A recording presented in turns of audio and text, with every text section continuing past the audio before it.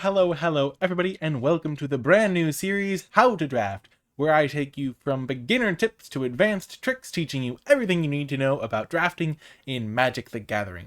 In today's video, I'm going to be covering an introduction to draft, so if you've never drafted before, this is the place for you. And since it is the pilot episode, if you do enjoy it, take that extra second, hit that thumbs up button, and if we make it to 150 likes, I will make episode 2 and see that the series is something that people want to see. So, without further ado, let's dive into the overview. In today's video, I am going to be discussing what is draft for you, and keys to victory when you are drafting, which will provide a bit of a framework for what we will discuss in future episodes of this series. So first of all, what is draft? Draft is a limited form of Magic the Gathering where you build a 40-card deck from 3 packs drafted in 8-person pods. So you have 3 packs in front of you, you open one of them, select a single card, and pass the remaining 14 cards to your left, and then you are subsequently passed a card from your right, from the person who did the same thing that you just did, and then you take a card from that pack, pass the remainder, you do that until the entire pack is gone. You then open your second pack, do the exact same thing, except you're going around the opposite direction, and then you do a third pack and go back in the original direction, and from that you build a 40-card deck. You can get as many basic lands as you want from a basic land station, as it is called, and so you need to build about a 23 spell, 17 land deck, so you need to draft 23 cards that form a cohesive deck, and then you battle with that, and that is what draft is. Is draft for you? Now that you know what draft is, you need to ask, is this something that you want to practice and spend time getting better at and playing? And if you enjoy Magic the Gathering and you're looking into draft, the questions that you need to know, answers you need to know at least are, draft is lower power level than something that is a constructed format, because instead of having a card pool that is every card in whatever format it is, so standard is like every card in the last 2 years you have available to you for building your deck, in draft you can only choose the cards that you're presented with in these packs that you and your table mates open.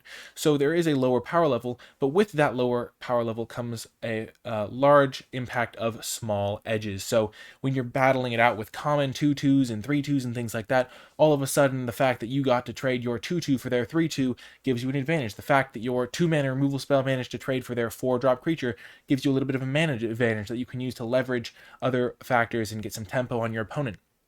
And all of a sudden, all of these little edges matter, and it really does make it so that if you play better than your opponent, you have a decent-sized edge against them, because all of these little things that you do really do make a difference.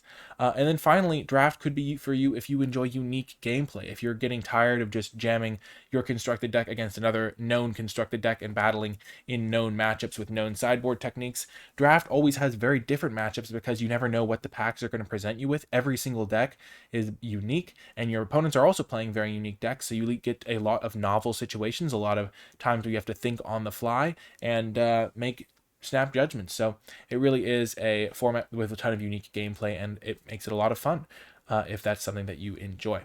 Finally, what are the keys to victory in draft? This is a little bit of stuff to come in this series.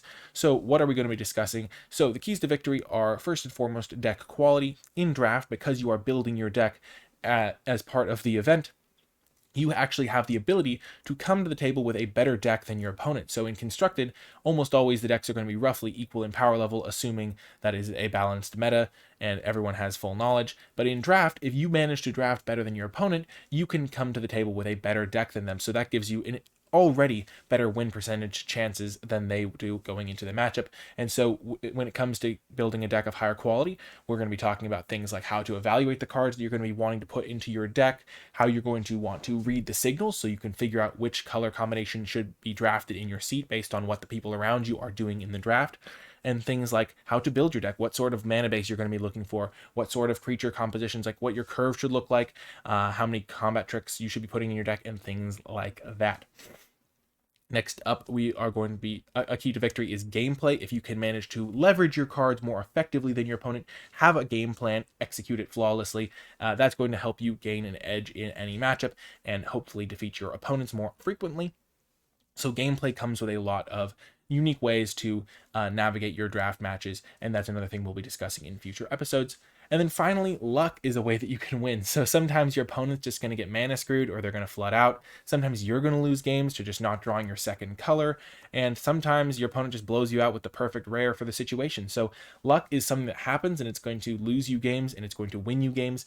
But luck can be managed. There are ways to improve your chances in a lot of key situations. And so with regards to luck in limited, there are ways to play to your outs. So if you have a couple of cards in your deck that maybe will potentially win you the game, versus other cards that you could draw that maybe give you a slightly higher chance of winning the game, or maybe you have only one out in your entire deck that you could win the game if you drew that.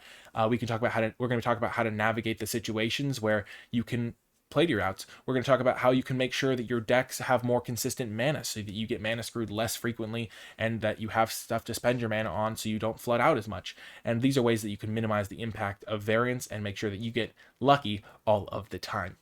Anyway, that is going to do it for the first episode of the How to Draft series. It was a very general overview because it's meant for people that have never drafted before and are maybe looking into the format for the first time. So hopefully it gave you a good overview for that. And even if you are a more experienced drafter, hopefully you are excited for this series as a whole. Remember to hit that thumbs up button, and the series is going to get made, the second episode, at least if we get to 150 likes, because I do want to make sure that this is the sort of content that you are interested in.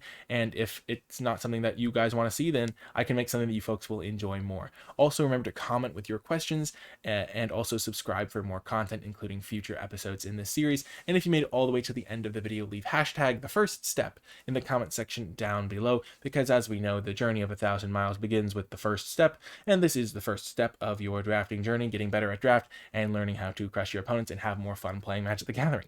That is going to do it for this video, though. I hope you enjoyed it, and I will talk to you next time.